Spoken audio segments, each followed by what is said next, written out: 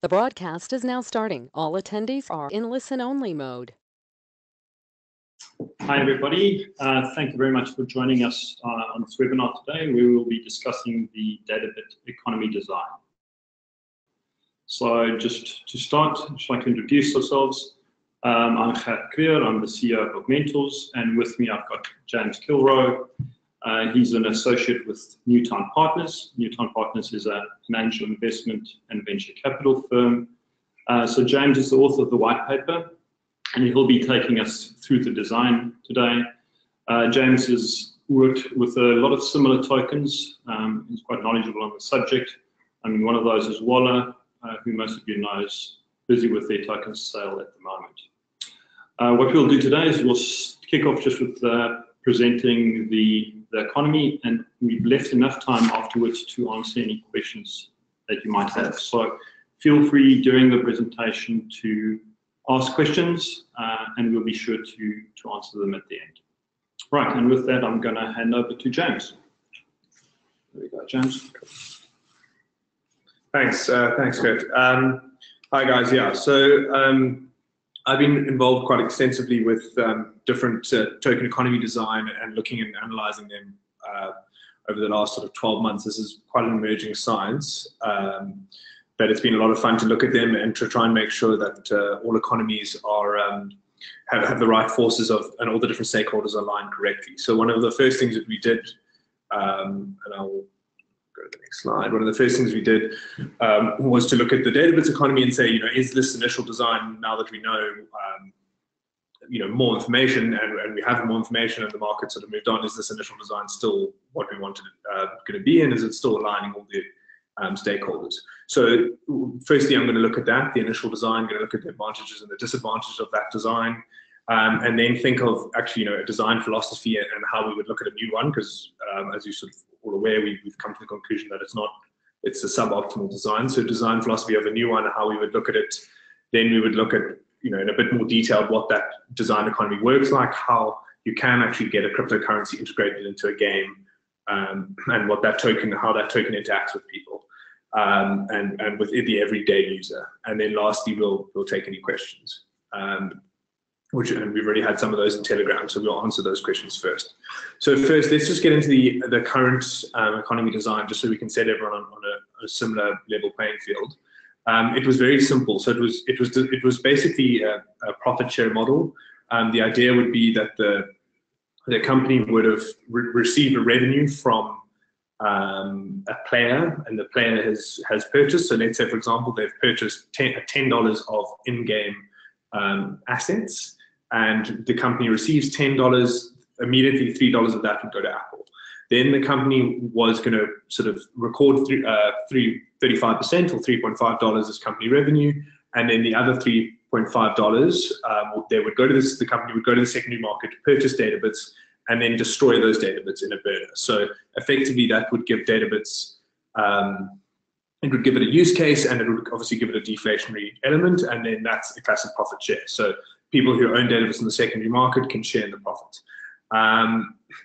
Now we'll look at sort of the reasons as to what there are. Some of the obvious advantages of that is an established use case and guaranteed liquidity. What's the established use case? Well, if the game sells assets in game, the company will record revenue, and Databits will definitely be bought. So you've illustrating some form of demand, or buy support, as sort of traders like to refer to it. And then the last one is guaranteed liquidity. So again, if people are buying and if people are playing the game, Databits will be purchased on the secondary market, and there'll be some buy support. So however, there were also some disadvantages to this, and the main one currently now is regulatory issues.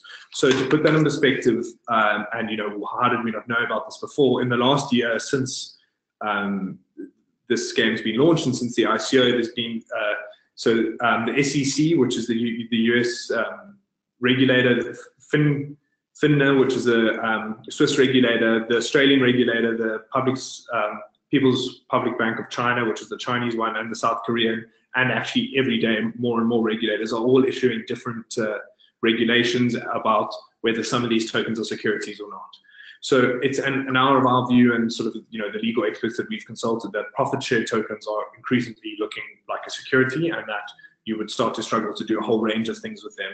And that, so for this issue already was an issue why we started to look to redesign the token, and this is the primary reason for redesigning the economy. So, this is the fatal flaw of the current system, and it's a flaw that wasn't necessarily around a year ago. As everyone knows in the space, regulatory issues are very, very uncertain, or the regulatory environment's very uncertain, and the space is moving forward, and we're hoping for more certainty as and when as the space progresses, and we're sure it will come, but for now, it's fairly clear that a profit sharing model is not considered a token. It's considered more security, and that's something we wanted to stay away from, especially as it would attain to an in-game currency. So, that wasn't the only negative. So there were a couple of other negatives that I just thought I would touch on. The table on the left is a bit provocative, but what I was trying to illustrate there was if the game has lifetime revenues, and the numbers on the left, so ranging from $1 million to $1 billion would be some of the highest. It would be one of the most successful games of all time, or free-to-play games of all time. What does it look like for the total number of purchased databits? And then, so for example, $1 million revenue, let's call it a $10 million revenue would have $3.5 million worth of databits purchased off the secondary market. We know how many databits are in supply, so then we can work out an average databit price. And so that immediately you can start to see the disconnect and what that tends to. And then if you look at how that would potentially affect the price of databits, and that's the inflation. So that's the graph on the left. So that graph actually wasn't included in the white paper, and that's because this graph is as much more as it is napkin drawing to just try and illustrate our view of what would happen. So the game's lifetime revenue is shown in yellow. It would retain a typical S-curve. So sometime in time, it would go along, the game's released. I'm not sure if you can see my mouse, but more and more revenue would go up the game, and then sometime in the future, people stop playing the game like they do all games, and the game's revenue starts to taper off. So, that's fantastic. Now, what does that do to the databit price? Because that's the thing that's most linked to the databit price. So in our view, the databit price would go along. There may be some speculation here. This is the dotted line is supposed to be a trend line. It's not, it's not the noise. There will, of course, always be market movement. And then as the game's revenue starts to generate, the price would start to increase. The price would increase, and we predicted that, and sort of irrationally, it would increase until it would increase sort of faster and faster while the rate of revenue is increasing. So you can see the curve here is steeper. And then there would be an inflection point where effectively the game was earning less revenue every day than it was the day before, tending back towards zero. And people may then, would realize that actually now is the best time to get out of databits and start to sell. And the databit price would effectively drop away. And sometime in the future, databits would be worth nothing because the game's not generating any more revenue. That would, that's obviously an extreme case, but that's sort of what the databit price would look like, at least in our view. And that has got a number of different concerns if you wanted to try and use this as an in-game currency. So the first one is, in this entire period here, there would be hodling. So hodling, obviously the term holding spelled wrong, the classic crypto meme that's sort of gone on forever. But there would be a deflationary nature. So everyone would want to hold here and sell, somewhere here. Of course, trying to pick the top of the market is a tough thing to do. And then no one would want to hold here. So there would be a heavy deflationary nature in the beginning, and there would be lots of hodling. And so in-game, there would be no spending, which has got its own issues. And then all of a sudden, people would start to sell, and it could, the market could crash, flash crash. So that's very, very. We see that as a suboptimal solution. Secondly, there's a misaligning of incentives. So if you are an early backer and you've bought hundreds, once you sell at whatever stage you've sold, you're no longer incentivized to use the game, to use the currency, to spread the word, to show passion to the project. For you, you've moved on, and we would like to try and see if we can get network effects trying to build up. And I guess that was one of the things we try to look for. Then the price will fluctuate based on profits. So every week the company would have to release its profit report, or that would maybe be the sort of more open way of doing it. But there would be, is this profit report trustworthy? Is it not? Of course, we can't get audited every single week by a professional auditing firm, so there will be this whole disconnect, and any of that sort of information could cause fluctuations in prices. I've touched on the lack of network effects, and then there's no utility because of all these sort of adverse effects. I can't see, and none of us can see this token working well in game in its current form. So then there's minimal utility, and then that brings you back to the next question, which is securitization and regulation and all of the things we're trying to avoid. So so then we thought, okay, well, let's try and see if we can do a better philosophy and look at something else. So we started with a design philosophy, and I think the goal of the design philosophy, and that's something that we will keep going back to, and that's to maximize the value trap of data. So what do you mean by value trap?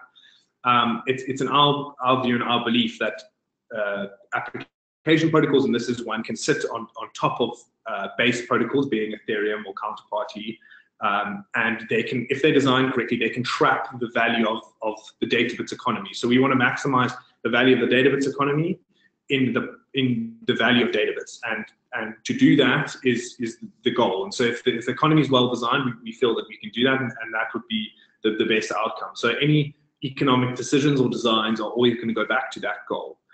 The question is then, how practically can we achieve that? And so our first step is to look at the equation of exchange, and I will go sort of start quite from the basics, just because I know that this isn't necessarily something that's familiar to most people. So M is the monetary base in this equation. V is the velocity, and I will get into what those are now. And then P and Q is a way of thinking. The easiest way to think of P and Q, although they're slightly different variables, is the size of the economy in dollars. So basically, the goal would be that we have a fixed M, because that's the monetary base in Databits. We want to maximize PQ, which is we want to maximize the size of the economy, the Databits economy, and that's, lots of people have bought Databits, and lots of people are using the game, and that's being maximized. And then we want to minimize V. So what's V? V is the velocity, because when you minimize V, you create a situation where so firstly, what is V? So a velocity of a token is the idea that, and I'm going to use Databits, I'm going to use Bitcoin for example. So if Bitcoin is worth $10 billion, or an economy is worth $10 billion, but and that's the value that it transacts through it each year. But the velocity is 10, then effectively each token would only have a billion. Sorry, the collective value of all the tokens would be $1 billion. So if the velocity was 100, then the collective tokens of those would only be 10 million, I think. I'm getting a bit confused with my numbers, but the bottom line is the higher the velocity, the lower the value that the token has to store, because the tokens are churning in and out. So a classic case would be if it was just a medium of exchange token. So let's think of a hypothetical decentralized Uber. There would be no reason for anyone to keep that token. So you, the rider, would convert from whatever fiat currency you live in into the token to pay your driver, and your driver would convert straight back to fiat at the end of that trip, because he or she needs to pay her fuel, her car allowance, her insurance, her tires, etc. in the fiat currency. She lives in fiat. So although this decentralized Uber economy may do hundreds of millions of dollars, or even billions of dollars in revenue, the effective value that is captured by the token in that case would be very, very low, because your velocity would be very high, because tokens are turning over at a rate. And I hope I've explained that properly. So then if you think of this equation and rearrange it very basically, it's M equals PQ over V. So maximizing PQ, minimizing V. And what is M? M is the monetary base, and that is the number of Databit tokens we have. And so if you wanted to get a dollar price of a hypothetical token, you would take a dollar price and you would divide the number of tokens in circulation by PQ, or PQ over V divided by the number of tokens in circulation. Cool. So I think now that you've sort of maybe got that understanding, let me give you an indication of what the economic design is. So we wanted to try and, as we said, the value trap. So I'm going to use my mouse again just to indicate it. So we start with an install an in-app store. So that's the usual stores that any sort of free-to-play game has. And the game has, there will be mechanisms that the game has that are sort of fairly well used in other games to encourage players to start free and then to encourage them to buy. So assume that a player has enjoyed playing the game and buys a pack. So he buys a pack, he or she buys a pack for a token amount, and they then send dollars into the in-app store. Part of that pack, and you can see it on the right there, so those packs will include creatures, tethers, skins, relics, spells. If you wanted to get really, really detailed, I'm sure there'll be multiple packs in store, each one with a different cost, including different things. But a portion of those packs will include Databits tethers. I'm just going to, nip the bud and the rose in the head here. That it's not. Tethers is not the name that we are trying to use in game. It's not the intention. I only use tethers as an easy way to illustrate that effectively this is Databits, and they'll be linked at 1 to 1,000. So it's not to try and say that this is going to be the in-game name. That's not my expertise to name. I'm not on the creative side of the team. That's for Gert and the rest of the guys to decide. So I would be much rather be involved in the economic design, and that's why I use tethers, because I thought it was a good representation of what these things actually represent compared to Databits. Anyway, so part of that. So now let's say the player has purchased a tether. They purchased a pack, and the pack includes some tethers. The company will take the Databits that some Databits, and they will push those Databits to a reserve to ensure that the reserve maintains a ratio of 1 to 1,000 to the tethers. How do we guarantee that specific ratio? What about transaction fees? What, et cetera, et cetera? Those are some other questions. Very, very simple. The company's not trying to sell at a 1-to-1 rate. So there will be a portion of that packet that is company profit, and there will be a portion that will be allocated. I'm just going to use figures, but these are by no means necessarily final figures. But let's say 30% or 30% of the pack is tethers, and it'll be equivalent price of Databits. The company will be able to adjust down that price fairly easily, and that 30% will then go. The equivalent number of Databits would go to the reserve. If by the time we've bought from the secondary market, Databits have gone up in price, and actually it's effectively of the pack 33 or 35%, that's the company's loss. If they've fallen and it's 25, 23%, the company wins. So there's obviously a slight forex risk there, but the forex risk is buffered by the fact that the company's taking that there's a profit layer of the company. So it's in the company's incentive to try and keep it as aligned as possible. But it's not. But we can easily guarantee it, because we're not trying to say that for every pack is bought, we're going to put every cent of that into Databits, because that would be very, very difficult to guarantee. So now the player has their Databit tethers, and a typical way of thinking about these tethers is diamonds in a game. So a lot of free-to-play games would have diamonds or gems and gold as a sort of secondary currency, and so the player is going to go and he's going to play the game, and there'll be various different things in the game. So that's a bit of a black box at the moment, and I'm sure in time we will talk.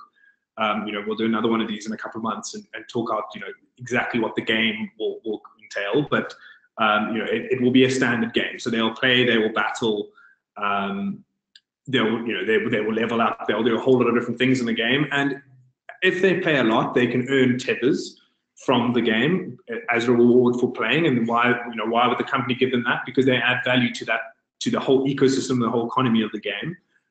They may also win tethers through battling and actually as prizes for battling, etc.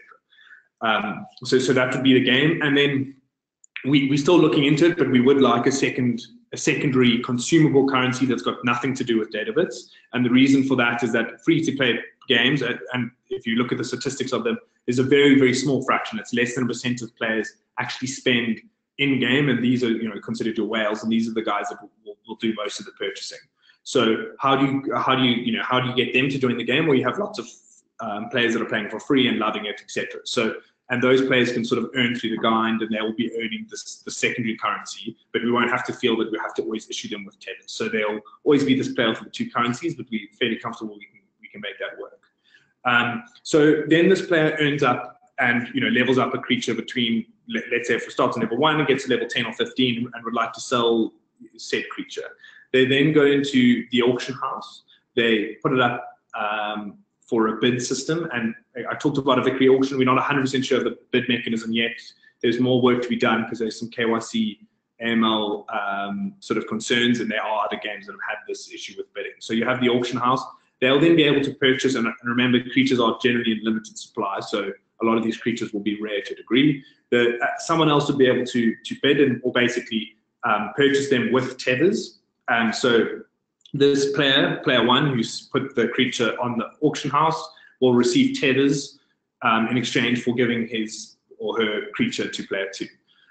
So now player one has the tethers, and that's fantastic. And that's through they've earned through the grind and playing and leveling up the creature.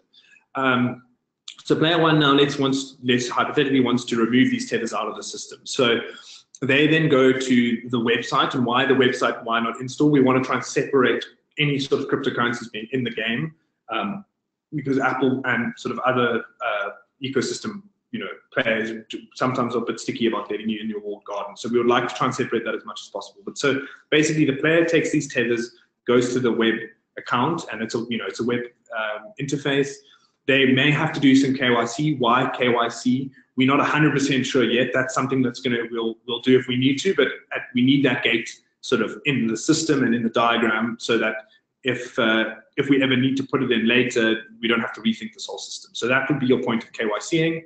At the moment that the player exchanges these tethers, they would then 1,000 tethers, let's just say, they would receive one data bit from the reserve, and they would and the reserve would destroy, or the reserve would effectively receive 1,000 of these tethers, but effectively destroy those tethers to ensure that the amount of tethers in circulation and the reserve are always the same.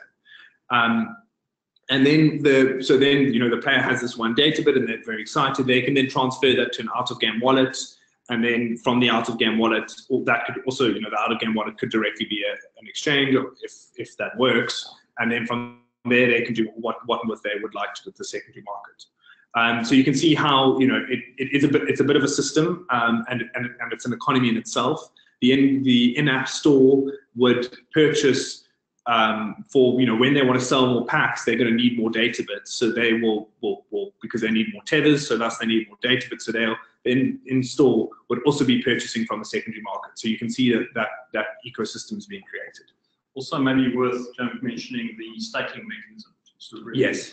So I didn't mention that. So obviously velocity was a big thing that we want to try and guarantee. And thanks for that, Gert. So what we're doing is we've introduced things like a leveler. So this is just a high-level idea to show you how a velocity staking mechanism would work. So instead of like most games where you would need to spend tokens to be able to reach a new level, here we're saying don't spend them. You have to just ensure that your balance is above X. This is a room for players that have their balance above 10 data bits, or 10 data bits times 1,000, so 10,000 tethers, let's just say, for example. That means that these players are now holding those data bits, and when they hold them, they reduce the velocity, which should increase the value of overall data bits. These velocity mechanisms, again, it's as much of an art as it is science, so we will fiddle and most likely adapt and change some of those velocity mechanisms to make sure that we're maximizing the value of PQ, while minimizing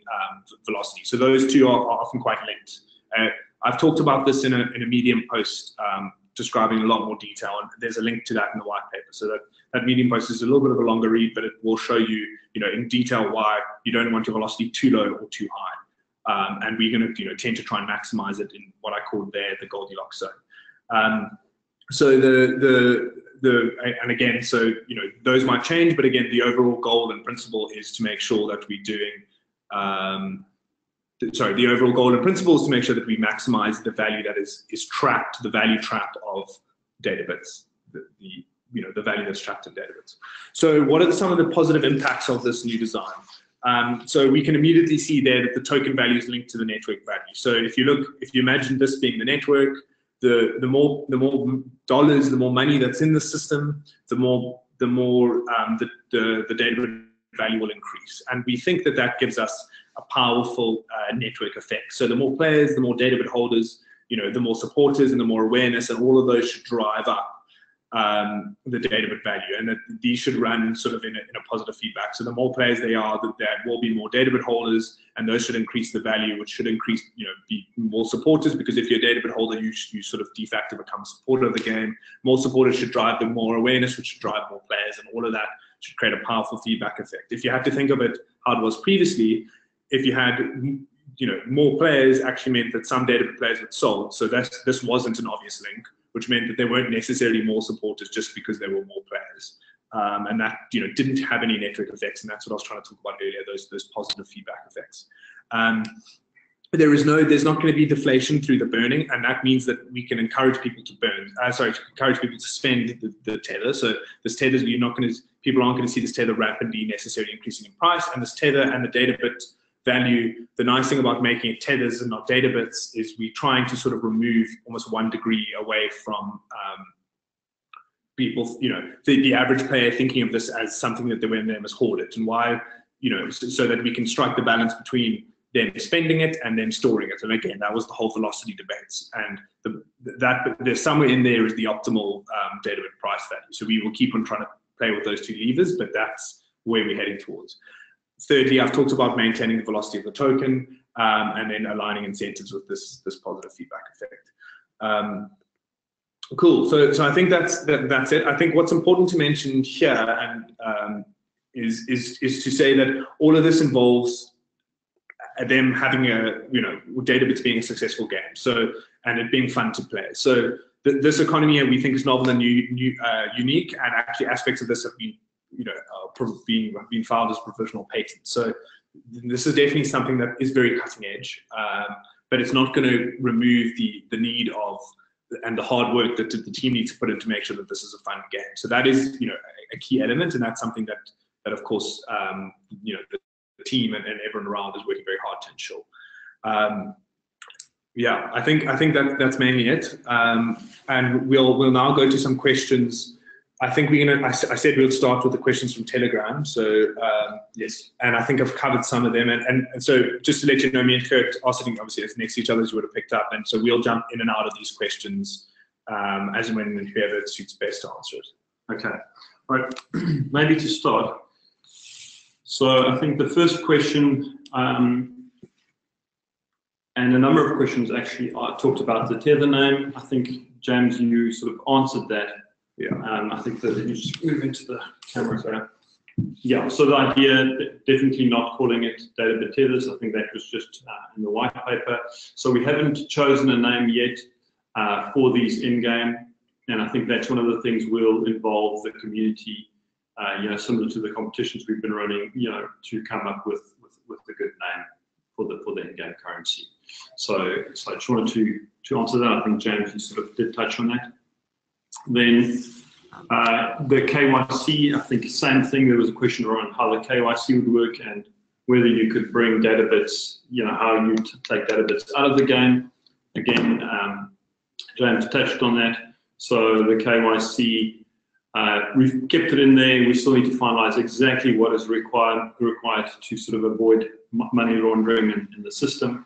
But we're also looking at how do we allow players to bring Databits into the game? So it's something we don't have in the diagram and in the white paper, but it is something we're also looking at. How do we allow people to take Databits out of the game and bring it into the game? Yeah, and just practically the company, and obviously through Newtown Partners involvement, is very involved with Civic, which I'm sure some of you, or most of you, will be aware of. That's one of the sort of more prominent players in the token field. And so, Civic is looking to provide in the next 18 months KYC and all of that sort of functionality. That's the idea behind them. So I imagine that there will be a lot of synergies between Augmentors, and if they had to use a KYC partner and how would they KYC hundreds and thousands of players, Civic would be a good way of doing that. Okay. Thank you. Okay, then we had a question on the trading hub or the auction house. How will that work? So that's an in-game auction house. So I think the point that we were trying to bring across there is that if we've got 2 currencies, we'll only allow the Databit tethers, that currency. We'll only allow players to trade their creatures for that currency. So by doing that, ensuring that there's utility. The question was, would we consider a wallet? So at this stage, we're trying to, I think like James said, trying to separate the two. So what we'll do is in game, you'll be able to trade your creatures. We will, however, allow you to take your creatures out of the game. So that's functionality that we will include. If for whatever reason you want to remove your creature from the game into your wallet, we will give you the option to do that and have a process for you to bring it back in game. So that you could, in theory, trade your creatures outside of the Augmentors game if you so wanted. I think the philosophy, the view there is that they're not. A lot of people are not crypto people, and a lot of people don't have access to wallets. The idea of a wallet frightens them, etc. So for a lot of players of this game, and that's we want to hit the full market. A wallet would never interest them, and for a lot of guys, for a lot of people, it will. For some people, it would. And this is obviously, more speaking to the audience we now presenting to. So, for crypto enthusiasts, and I think we all are, wallets are something that interests us, but we have to bear in mind that for a lot of people, that won't be the interest. So we want to. I think we've now there hit in the curve to explain that happy medium between the ability for a crypto enthusiast to, still store the assets, etc. In a wallet, but also for an average person to pick up and play the game without having to remember 12 words, and if they forget them, they can never access their creature again, and that is quite panicking, etc. Okay. Thank you. Okay, next question was related to aggregating databit purchases from the secondary market. So I think I'll answer that. I think we'll definitely be doing that. I think the important thing to note is, so as a company, let's call it emeralds or diamonds. Let's say we have diamonds in-game as our currency. All of that currency that we've got will have a 1 to 1,000 ratio of databits in our reserve. So whenever in most other games, they're free to print new emeralds as they see fit, and often struggle with hyperinflation because of that. In our case, whenever we issue or create new emeralds, when we do that, we need to buy off the secondary market to keep that in the reserve. So we'll do that in bulk. How often is a question we still need to work out, but let's say on a weekly basis or daily basis, we'll buy from the secondary market. We'll have a pool of new emeralds that we can then, or diamonds we can then issue in game. So the idea there definitely is to do that in bulk. There was also a question of as Augmentors, we own Databits, so some of that will be used to create some of these emeralds that we'll hand out for free. But we also want to use Databits in terms of marketing and in a number of different areas. So we definitely need to make use of the secondary market in this economy design. Right. I'm going to grab the next question here. Are you looking at the white paper translation question that came through earlier? I think at this stage, obviously there's a cost involved. We'll have a look at the demand from the community, and if there's sufficient demand, then we will definitely translate. I think we'll have to take it on a case-by-case basis and see which languages there's demand for. I think our initial target audience for the game is sort of Western audience, more English speaking, but definitely not saying no, and we'll look into that as demand, as we get a feeling for the demand. Okay. I think the last question I just want to answer is around the partner store access and creature tokens, something that came through on Telegram. So the way, just to put your minds at ease, those tokens are definitely still valid. So the creature tokens, I think on the roadmap, you'll see in the first quarter of next year, we'll do the creature swap, where you'll actually get your creature tokens, your creatures for those tokens, and they will definitely be, you'll be able to use them in game. They are obviously very, very rare, so there's a very finite number of those in circulation. So those creatures, I imagine, will fetch a fair price at the auction house. And just to go back there, so the player withdrawing tether, and I focused on tethers because this was the reason of the database. But the player could also very easily pull out a creature if they so wished, and put it into your Out of Game wallet, and if they wanted to do a sort of an OTC swap with a friend with their creature, or they just wanted to put their creature into cold storage, or whatever reason, they would be able to do that. So these creatures are tokenized, and they are a limited number. That hasn't changed. I didn't touch on it, but yeah, that doesn't mean that it's not there anymore. Sure. And the second thing is the sort of partner store access and the premier store access. That the way that we envision that working is, after launch, we'll keep releasing new content as you do in these games, through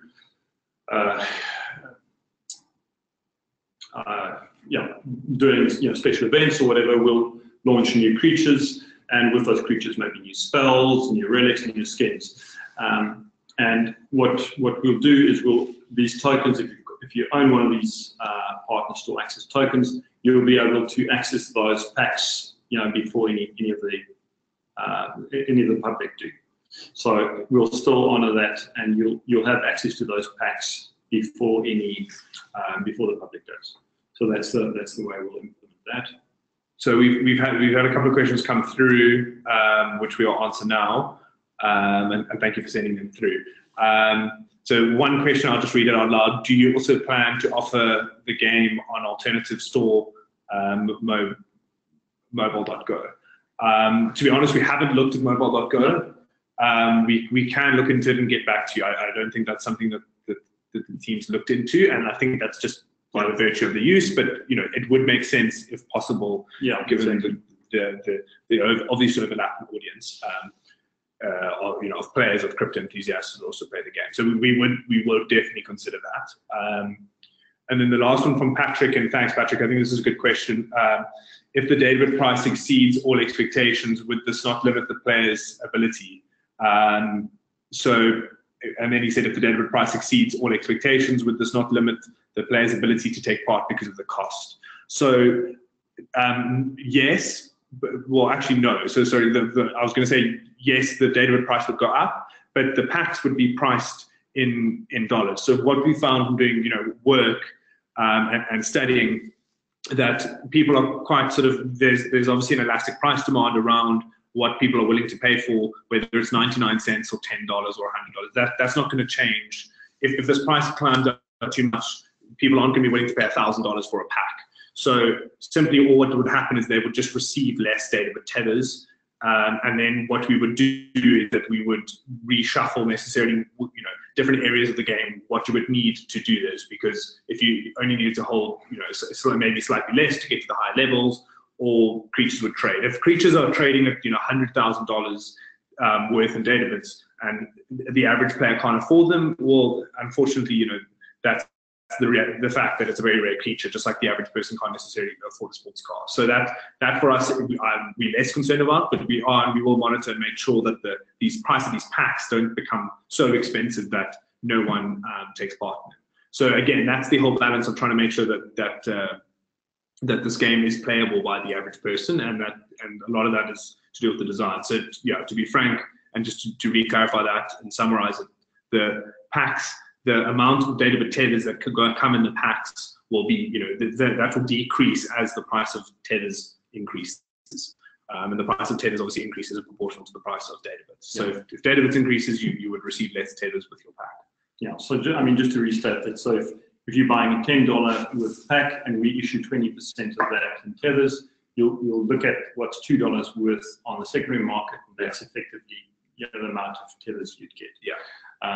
If the price does jump, the auction house would be one area where suddenly everything would become expensive, but then people will drop their prices accordingly. Yes, exactly. So the auction house is nice because it's traded it's tether to tether. So and that's peer to peer, and we're hoping that free market economics would come into play there. Okay. Cool. Thanks. Checking if there's any last questions. Doesn't look like it. All right. I think then. Yeah, then we can wrap up. So I just want to thank everybody for attending this webinar. James, thank you very much for all the effort you put in. Thanks. Yeah, and I think we all know this, and I think there was a bit of joking on the Telegram channel last night. But this is obviously an emerging science and emerging market, and this white paper and the economy design may be tweaked, between now and the launch of the final game. However, it is very, very important to think of what that goal is, and that's to maximize the Databit, the value that the Databits themselves capture. And so as long as everyone agrees with that and we realize we're all moving towards it, how we do it, if we need to tweak little things here and there, I don't think that that's going to be a necessarily big issue. And again, all the stakeholders should be aligned. Perfect. Okay. Well, thank you. Thank you very much. Cheers. Bye-bye.